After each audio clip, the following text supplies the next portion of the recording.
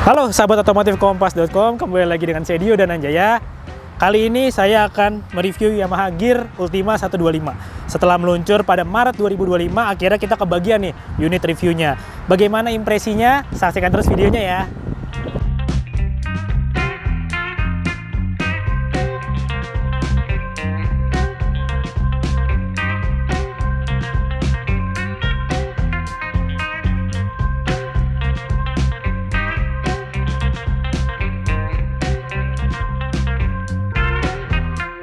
Oke, sekarang kita akan bahas dari desainnya dulu.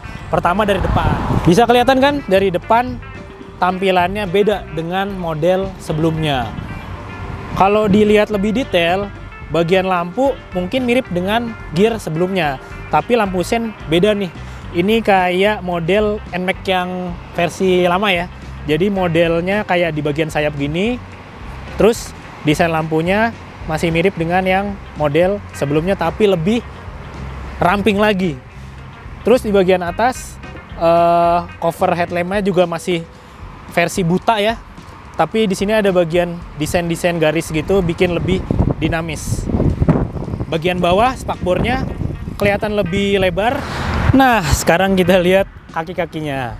Shock breaker depan pakai shock teleskopik. Terus pengeremannya depan cakram 1 kaliper. Piringan disnya kayak model Mio zaman dulu ya, kayak nggak ada perubahan. Terus untuk peleknya pakai model kayak Fazio nih, tapi warnanya hitam glossy, ukuran 12 inci, sementara bannya pakai ukuran 110/70 ring 12. Nah, sekarang kita lanjut bagian sampingnya nih.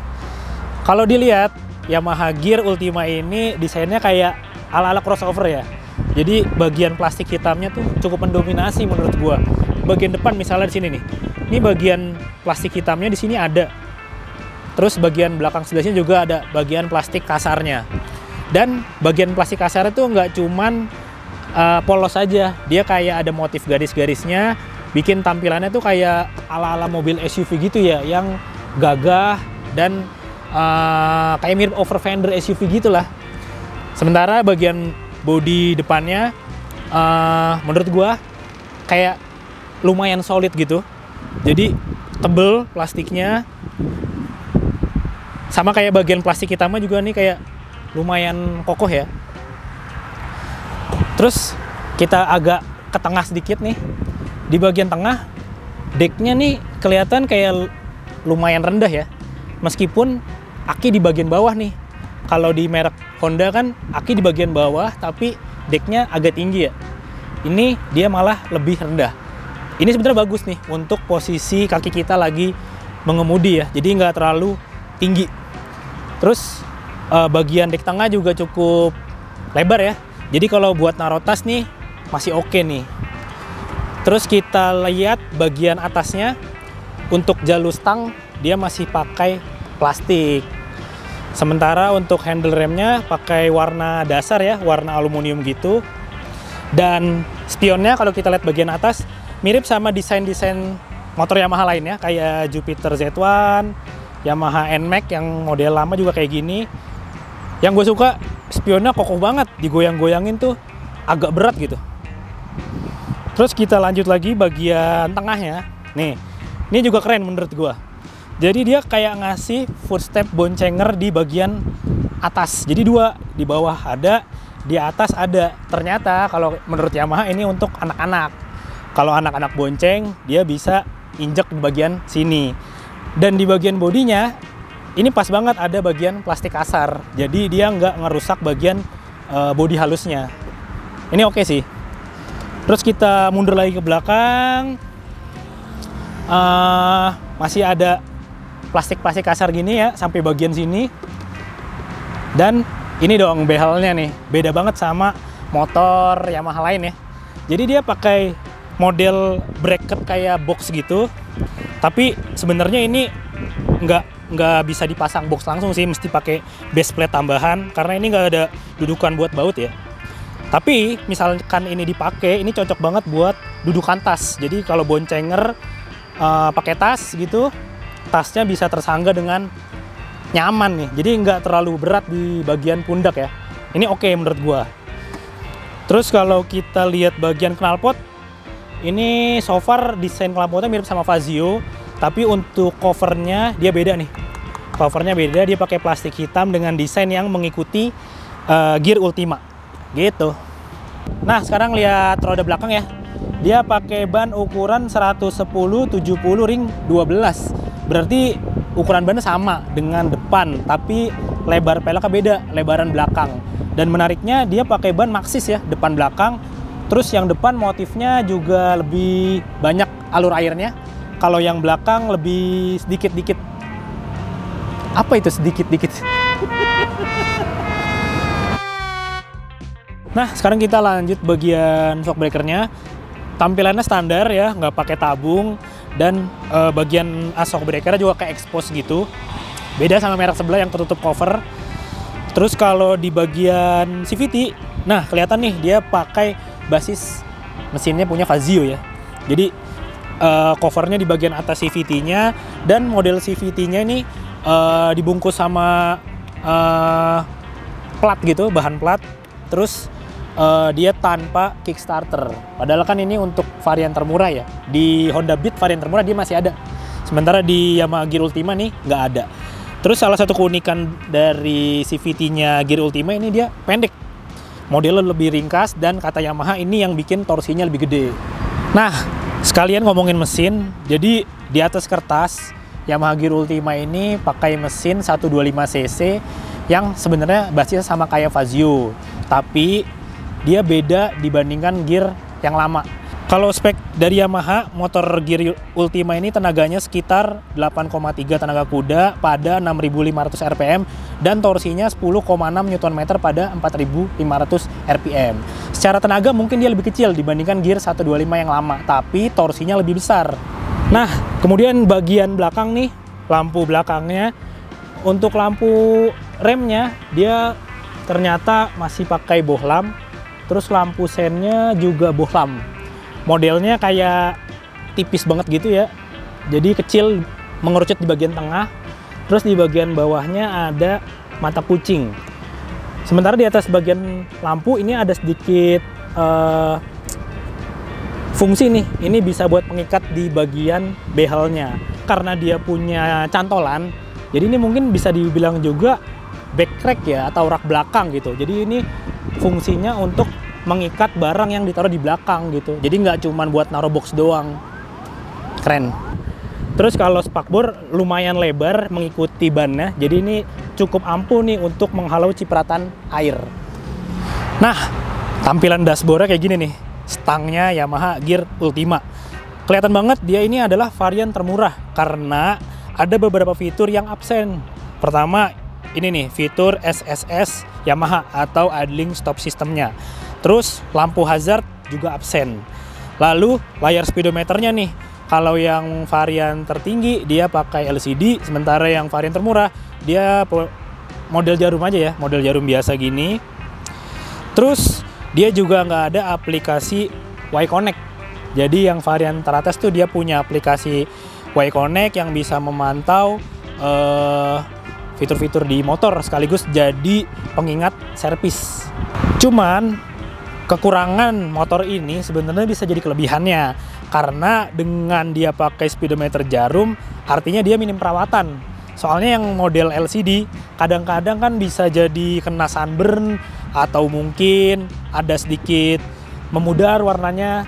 Kalau yang jarum dia lebih bandel lah istilahnya. Nah, sekarang kita lanjut apa aja yang ada di bagian depan. Kalau kita lihat hand gripnya, ini mini punya Fazio nih, tapi dia pakai warna hitam. Terus agak turun dikit, nah kelihatan kan storage-nya nih. Sebelah kiri ada ruang penyimpanan yang cukup dalam, tapi nggak terlalu besar ini. Ini bisa untuk naruh air mineral, mungkin ukuran 600 ml. Terus bisa juga naruh berbagai barang lah, HP bisa nih karena ini ada soket charger. Tapi kita harus pakai converter ya. Dia cuma nyediain soket 12 volt aja. Ada penutupan dari karet, bisa buat ngelindungin dari air. Terus bagian kanan ada ruang laci yang nggak terlalu besar. Mungkin ini cuma buat naruh koin kali ya, atau mungkin sarung tangan yang tipis gitu, bisa di sini. Di bawahnya ada gantungan yang menurut gua nih oke sih. Dia pakai sistemnya ada pengikatnya nih, jadi barang nggak gampang keluar-keluar. Dan pengikatnya, maksud saya gantungannya nggak cuma satu, tapi dikasih dua nih. Di bagian sini ada lagi, bikin motornya fungsional banget ya. Sekarang kita mau coba gimana posisinya kalau dia naruh barang di tengah. Ini tas saya, ya kan? Kalau kita naik, ya udah tinggal naik aja gini. Nah, posisi kaki kita masih ada, masih ke bagian tempat gitu. Gini, cukup lega ya. Dan sekalian kita ngomongin posisi duduk nih.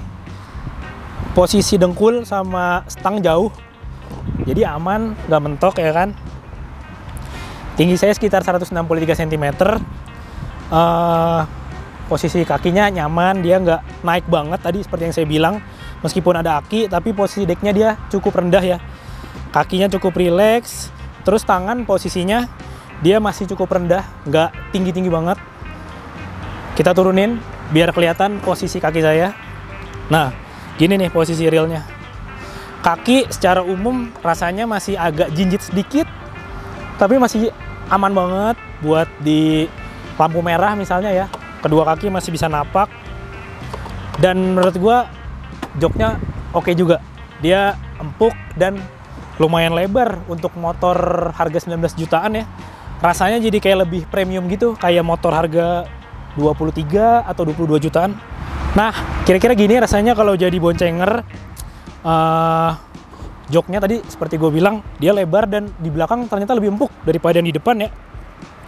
Terus behelnya nih, kalau kita pegangan cukup nyaman. Dan iya sih, enak, empuk menurut gue belakang. Dan ini fungsional juga kalau kita bawa anak-anak bisa duduk di sini. Tapi kalau orang dewasa nggak enak sih, enakan di bawah sini lebih nyaman. Dan ininya nih, posisi kaki L, nggak terlalu naik ke atas. Dan ini posisi saya saat bawa tas ya. Jadi bagian bawahnya nih bisa tersangga dengan baik, bikin pundak lebih nggak terlalu pegel lah. Nah, sekarang kita mau lihat salah satu keunggulan dari Gear Ultima, yaitu bagasinya. Nah, bagasinya sih emang gede ya. Klaim Yamaha luasnya sekitar 18,6 liter. Jadi ini mungkin salah satu yang terbesar di kelasnya. Dan bagian bawah joknya juga rapi, tangki, tertutup cover semua. Di bagian sini juga ada sedikit toolkit nih. Dan kita mau coba nih, muat helm nggak ya? Nah, sekarang kita mau coba masukin helm ya. Helm model retro. Muat apa enggak ya kira-kira? Ini kita taruh gini. Nggak muat. Kita tidurin. Nggak muat juga. Kita terbalikin. Gini. Kayaknya emang nggak muat. Mungkin cuman helm tertentu doang yang masuk ya. Tapi ya kalau barang kayak jas hujan, ini jas hujan untuk 2 orang nih, 2 setel. Terus ada sendal jepit, ada sedikit barang-barang yang lain. Ini muat banget. Bahkan kalau kita tekan-tekan, ini masih bisa ditambah barang-barang lainnya. Nih kalau ditutup, tuh aman. Bahkan yang gua salut lagi, di bagasinya ada sedikit cowakan nih di bagian sini. Bisa menambah kapasitas dari bagasinya. Nah, sekarang kita ngomongin rasa berkendara atau impresi berkendara dari Yamaha Gear Ultima. Ya, secara performa motor ini sebenarnya terbilang baik ya di kelas 125 cc. Tapi dia bukan yang paling responsif dan juga bukan yang paling lambat. Gear Ultima kan pakai mesin yang sama basisnya seperti Fazio. Dibandingkan Fazio, motor ini terasa lebih responsif. Tapi kalau kita bandingkan dengan Gear 125 versi sebelumnya, motor ini terasa lebih kalem, terutama di kecepatan menengah ke atas. Dia mungkin menang di akselerasi bawah, tapi di putaran menengah ke atasnya dia cenderung agak kalem tadi seperti yang saya bilang, lebih lambat sedikit lah. Tapi untuk berakselerasi di jalan perumahan, saat berhenti, saat polisi tidur, kemudian jalan lagi, performanya sih cukup oke. Tapi kalau tadi yang saya bilang, kalau kita bawa ngebut, mungkin di kisaran kecepatan 60 km ke atas, itu emang sedikit kalem motornya. Ya, dari performa mungkin dia biasa aja, tapi dari handling gimana? Nah, sebenarnya handlingnya sama aja sih dibandingkan yang model sebelumnya. Gear Ultima ini masih lincah dan juga enak dikemudikan di jalan perkotaan. Motornya ringan dan asik aja gitu dipakai buat selap-selip di kemacetan, motornya gampang. Di balik handling yang lincah, ternyata bantingan suspensinya memang cenderung kaku ya, terutama di bagian depan. Itu kerasa banget saat kita lewat lubang atau mungkin speed trap, kerasa banget beberapa kali bahkan sampai bottoming. Jadi suspensi depannya tuh menurut saya terbilang kaku ya. Bahkan kalau kita lewat jalan yang gravel, lewat jalan batu-batuan tuh getarannya sampai terasa di bagian tangan. Tapi kalau di jalan aspal, jalan yang mulus, overall nyaman sih suspensi teleskopik di depannya. Lalu kalau di bagian belakang dia pakai suspensi shock breaker standar ya, nggak pakai tabung, dan as rodanya, maksud saya as shock breakernya kelihatan. Secara overall performanya cukup baik. Kalau lagi boncengan itu kerasa empuk, tapi kalau lagi sendirian memang lebih keras. Nah, terus dengan mesin yang sama seperti Fazio, gimana konsumsi BBM-nya? Ya ternyata dengan kompensasi tenaga yang lebih dipangkas dibandingkan model sebelumnya, tapi torsinya lebih besar, rupanya bikin Yamaha Gear Ultima ini lebih irit loh dibandingkan yang model sebelumnya. Berdasarkan pengetesan redaksi kami, berdasarkan pengetesan saya, saat dipakai di rute kombinasi di dalam kota ya, di rute kemacetan, kemudian kita lewat jalan yang lancar, nggak diirit-iritin, pokoknya kalau ada jalanan kosong kita bejek, lagi jalan macet ya kita ikutin macetnya. Pakai metode full to full dengan BBM RON 92, ternyata konsumsi BBM-nya menghasilkan 55 km per liter. Itu angka yang tergolong irit tuh, di atas 50 km per liter ya. Mungkin udah setara tuh dengan skutik-skutik Honda seperti Honda Beat atau Honda Scoopy. Bisa dibilang Gear Ultima nih udah masuk dalam 50 km per liter klub ya. Jadi lumayan irit untuk skutik 125 cc. Sekarang kita mau bahas kelebihan dan kekurangannya motor ini. Nah, kelebihan pertama itu menurut gua irit BBM. Jadi ini motor dengan hasil konsumsi BBM rata-rata 55 km per liter, jarumnya ini susah banget buat turun. Ini gua perhatiin nggak turun-turun, soalnya emang habis diisi full tank. Tapi biasanya kan turunnya cepet ya, ini turunnya lama banget jarumnya. Kelebihan kedua adalah build materialnya. Ini menurut gua sih cukup solid ya. Jadi dari depan sampai belakang, plastiknya itu keras, tebel, dan cukup presisi. Salut gua sama Gear Ultima ini. Kelebihan ketiga dari motor ini adalah nyaman. Pertama dari joknya nih. Joknya itu empuk banget.